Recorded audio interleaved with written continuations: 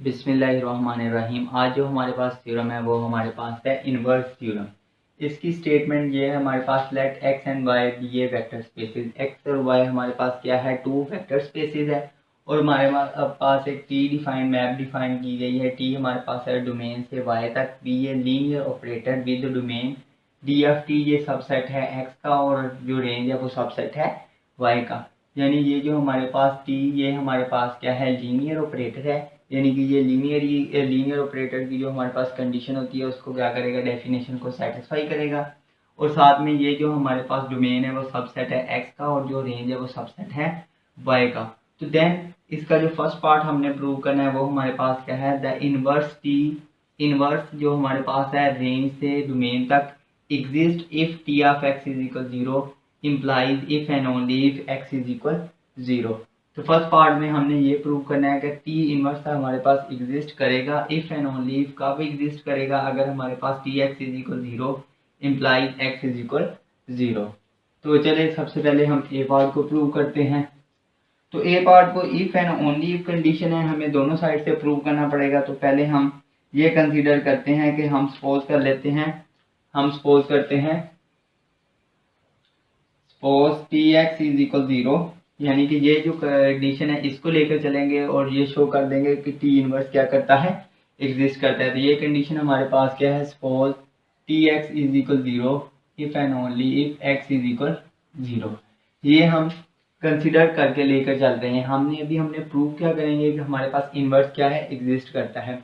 तो inverse exist करने के लिए जो फंक्शन होता है, जो ऑपरेटर होता है, उसको इनवर्स चेक करने के लिए आपको पता है, एक तो हमने उसकी 1 चेक करना होता है और एक उसका ऑन टू चेक करना होता है। तो इसकी पहले बेसिकली देखा जाए, जो हमारे पास इनवर्स मैप है वो बेसिकली रेंज से क्या है, डोमेन तक है।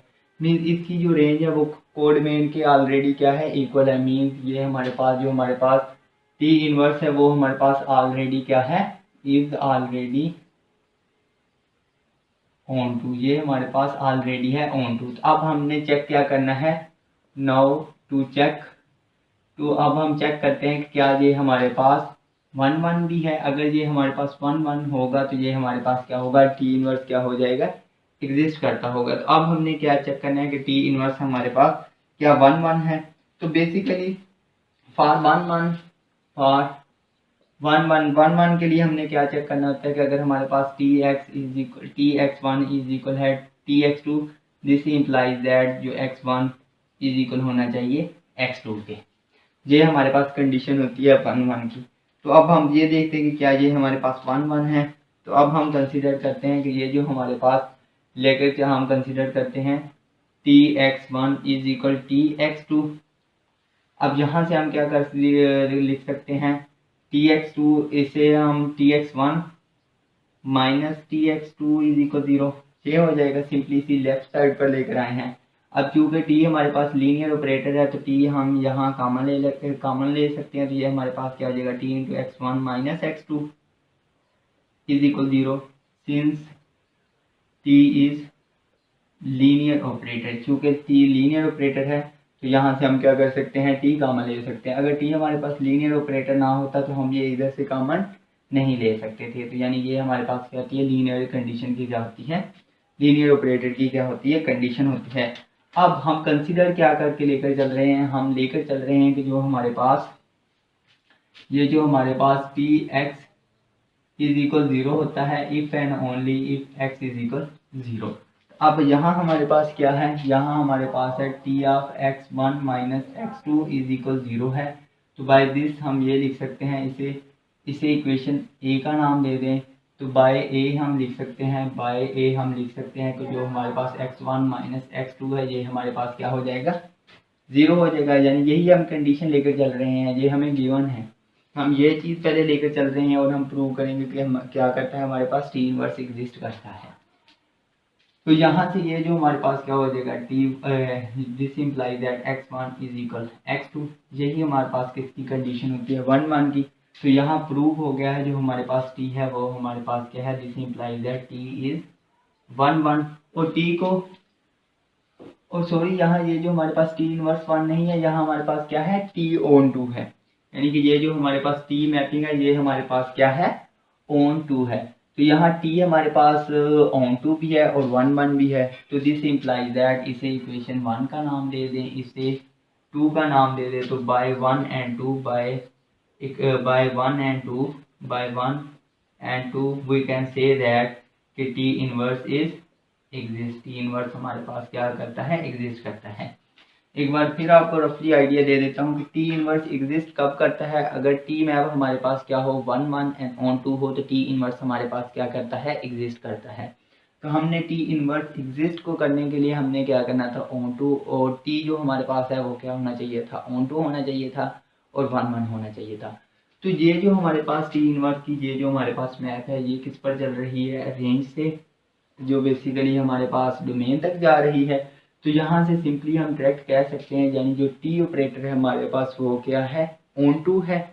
और ये जो हमारे पास अब हमने चेक क्या करना है, 1 1 के लिए ये हमारे पास कंडीशन होती है, जो 1 1 ऑपरेटर है उसके लिए ये कंडीशन होती है T X one if x1 not is equal x2, this implies that x1 not T x1 not is equal T x2। एक ये होती है और एक ये कंडीशन होती है कि T x1 is equal T x2, this implies that x1 is equal x2। तो हमने ये जो सेकंड कंडीशन है, ये जो हमारे पास सेकंड कंडीशन है, इसको यूज करते हुए हमने ये सिंपली कर दिया है, शो कर दिया कि ये हमारे पास क्या है 1 1।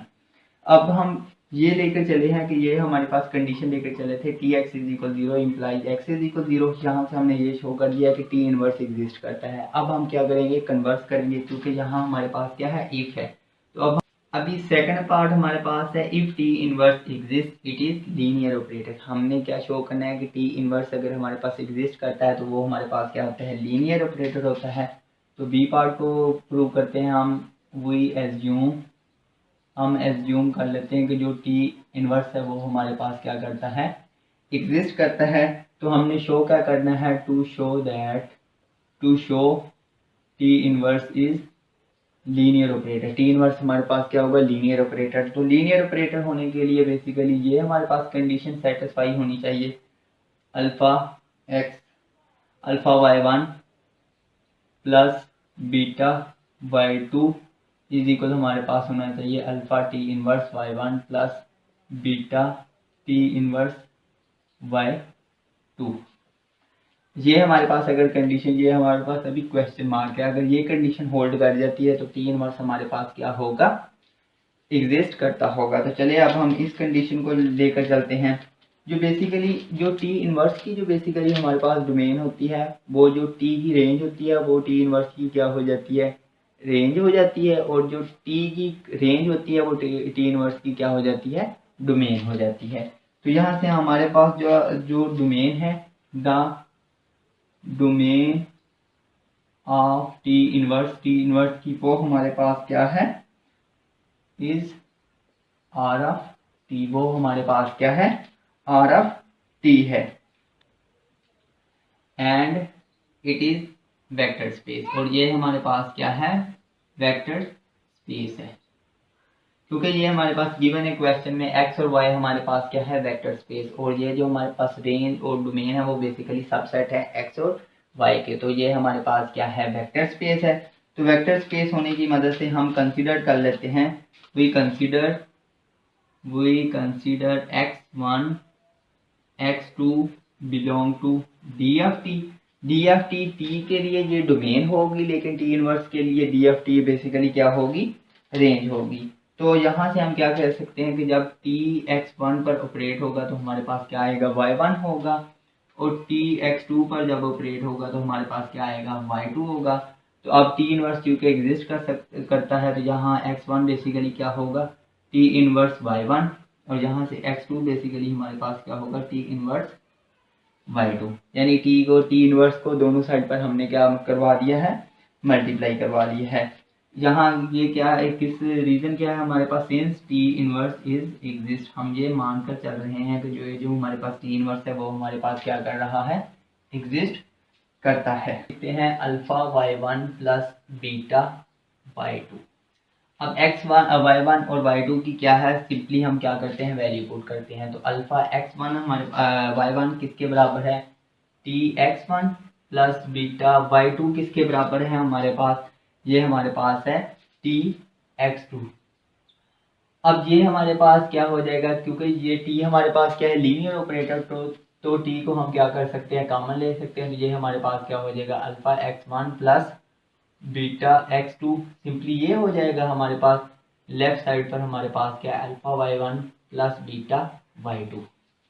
यहाँ से ये सिंपली किस वजह से टी हम कॉमन लिया है, क्योंकि टी हमारे पास लीनियर ऑपरेटर है। ये हमारे पास गिवन है थ्योरम में कि टी हमारे पास क्या है लीनियर ऑपरेटर।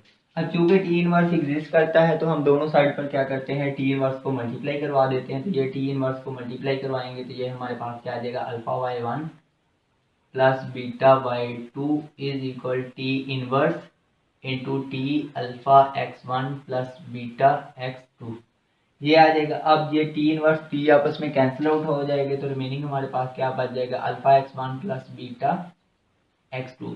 अब x1 की वैल्यू हमारे पास क्या है, ये हमारे पास x1 की वैल्यू है, ये हमारे पास क्या है alpha T inverse y1 plus beta x2 की वैल्यू ये हमारे पास है, ये हमारे पास क्या है टी इनवर्स y2।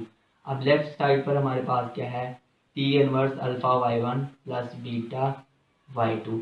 यही देखिए यही कंडीशन को अब हमने क्या करना था प्रूव करना था, यही हमारे पास लीनियर ऑपरेटर के लिए कंडीशन थी। अब ये हमने इस कंडीशन को क्या कर दिया है प्रूव कर दिया है, सेटिस्फाई करवा दिया है। तो hints prove that T inverse जो है हमारे पास वो क्या है T inverse is a linear operator. अभी नेक्स्ट सी पार्ट ये हमारे पास है if domain D of T, जो हमारे पास डोमेन की जो हमारे पास डायमेंशन है वो हमारे पास क्या है इज इक्वल एन है और जो कि लेस देन इन्फिनिटी है, एंड टी इनवर्स एग्जिस्ट और टी इनवर्स भी हमारे पास क्या कर रहा है एग्जिस्ट कर रहा है, देन तो जो हमारे पास डिमेंशन रेंज की होगी वो इज इक्वल होगी डिमेंशन डोमेन की। तो और क्वेश्चन में हमारे पास गिवन है कि क्या टी इनवर्स क्या करता है एग्जिस्ट करता है।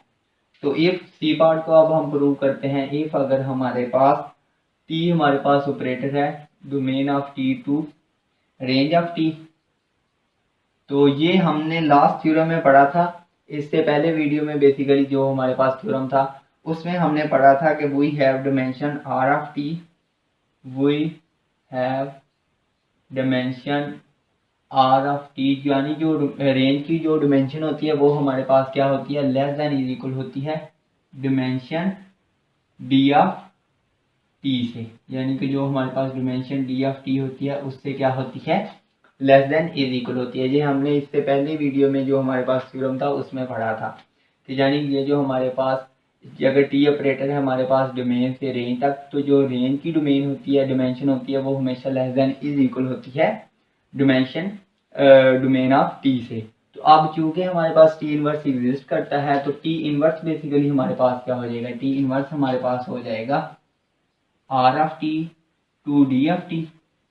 यहाँ ये हमारे पास क्या है डोमेन है, ये हमारे पास क्या है रेंज है।